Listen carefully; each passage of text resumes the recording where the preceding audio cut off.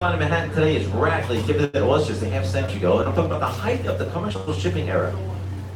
For 3.5 centuries, New York City led the entire world in the industry of commercial shipping. 1/3 of the entire world's shipping was done from this port all those hundreds of years, and then it all ends in the mid-1960s, practically overnight, because of one radical invention: the jumbo jet airplane. Most people start to fly stuff around. Shipping pretty much becomes obsolete in most cities. And here in New York, as you can see, we used to have thousands of ships sailing around the harbor every day, hundreds of piers along the shores of New Jersey, Manhattan, Long Island, all gone.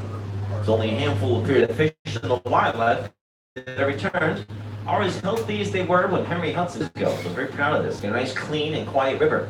You see almost no pollution at all, or any trace of it. Now, we only have a handful of piers left on the Manhattan side, and they kind of double as extensions to the park space on the outskirts of the island. Like the Chelsea Piers multi-level sports complex on the left here. They got an athletic arena for just about any sport you can think of, including golf. That's what the last pier is, the nets around it. That's a driving range for golfers.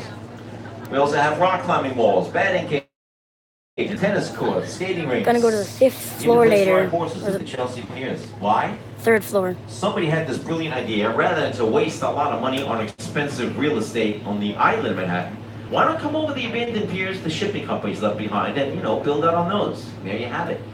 Give New Yorkers enough lemons, it ain't long before someone learns to make lemonade. Lemonade. Who said iced tea?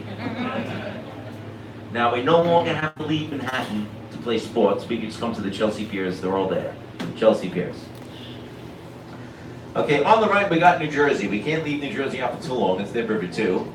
This is the city of Hoboken. Area, yet we got more churches and bars in this 1 square mile than any other square mile in all of America.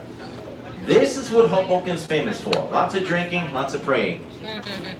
Come here tomorrow, you see what I mean? Yeah. Now, Hoboken's actually famous for a couple things. If anyone's chewing gum, you could thank Thomas Adams. He invented chewing gum. Oldest product, Chiclets. He's from Hoboken. Invented it in Brooklyn. One of the greatest voices of all time, of course, the Italian-American singer Frank Sinatra. He was from Hoboken, and shortly before he passed away, they renamed the major thoroughfare through Hoboken after him, calling it Frank Sinatra Way. Any fans of baseball? First organized game of Major League Baseball play was over here in Hoboken, New Jersey, 1846. Turns out to be one of our national pastimes. Right? Not finding more American than a good old game of baseball.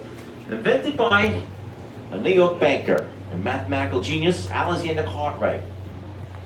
Now, remember, in the 1840s, America was still kind of a new country back then. We're struggling with our identity, and we thought, what would help define us if we could just have a sport we can call our own? So Alexander Cartwright stepped up to the plate, no pun intended. Said, let me take a swing at this. Whatever.